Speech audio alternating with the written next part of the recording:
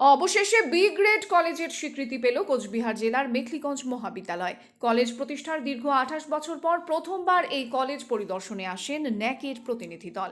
প্রথম পরিদর্শনের পরেই এই স্মৃতি মেলায় খুশিতে আত্মহারা কলেজ কর্তৃপক্ষ থেকে শুরু করে অভিভাবক পড়ুয়া সকলেই।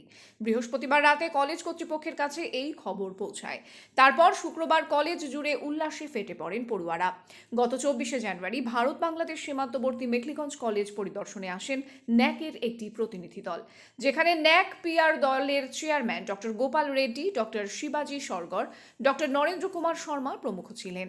তারা কলেজের বিভিন্ন বিষয় ঘুরে দেখেন। কলেজের বিভিন্ন বিষয় নিয়ে ওই দিনই সন্তোষ প্রকাশ করেছিলেন ন্যাকের প্রতিনিধিরা।